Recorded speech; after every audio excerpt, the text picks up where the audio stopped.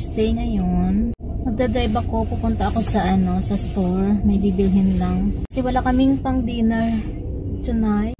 And then may mga needs pa ako. Maliban dun sa dinner namin. Malamig pa rin.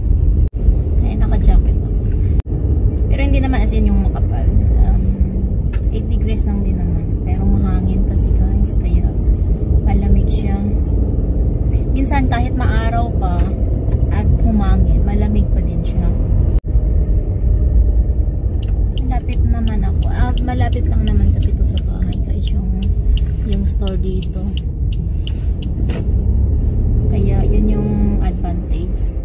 Nga lang, tamad akong mag-bike, tamad akong mag-walk. So, talagang ginagamit ko yung car ko. Malapit lang din sa stasyon yung namin. House. Yung asawa ko nasa Copenhagen. So, pag may time daw siya mamaya, dadaan siya sa Asian store. So, hindi ko alam kung anong mga bibilhin niya sa Asian store. Yung milk, guys, na nido, yun yung gusto ng anak kong lalaki. Anyway, and talagang umiinom sila sa gabi ng ng nido. Tapos yun, pancit canton, namimiss talaga nila yun. Corn beef, yun. Yung corn beef.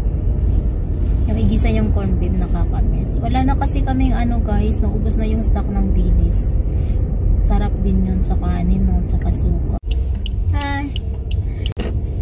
Yung kasama ko sa work ko, nakita niya ako. So, nagkaway lang siya. Nandito rin pala siya sa store. So, kailangan ko mag-party.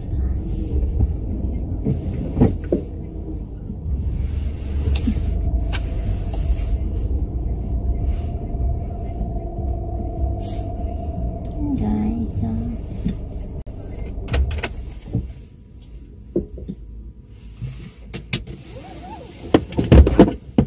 pasok ako guys sa loob.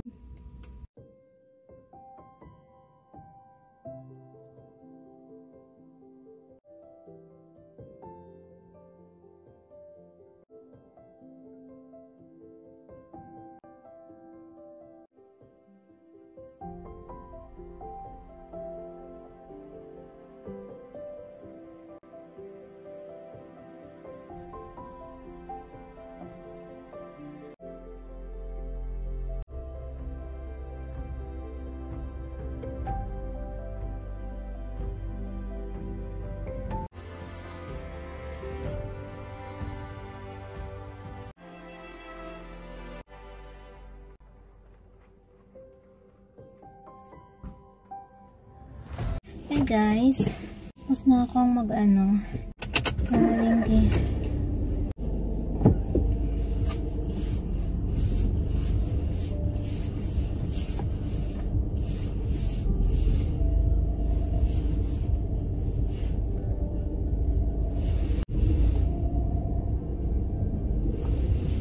So, yeah, uwi na tayo. Pero siguro maidlip muna ako guys kasi parang nantok ako ba. Linis kasi ako guys na tawag dito yung sa garden namin. So parang napagod ako. Naglinis. Tumutunog yung plastic sa likod. Dito na way parang lang dapat yung patakbo mo. Kasi meron talagang limit dito. Bagal dapat dito 30. Yeah. So guys, mag-burger na lang ako later sa dinner namin. And then bumili na rin ako ng cola kasi alam niyo naman cola na burger na walang cola. Boring guys. Boring talaga. Parang walang kwenta yung burger mo pag walang cola. malamig na cola.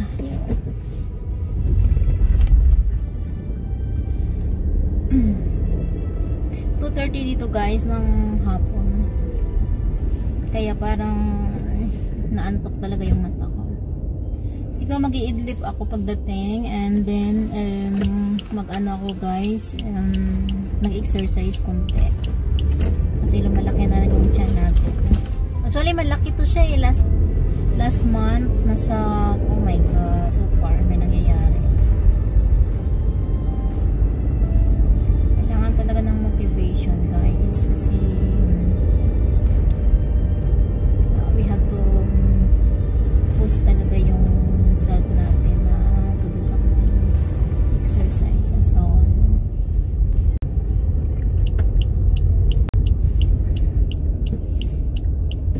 So hindi ko ako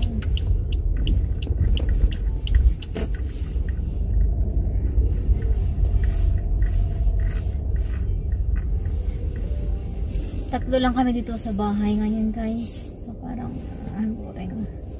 Yeah.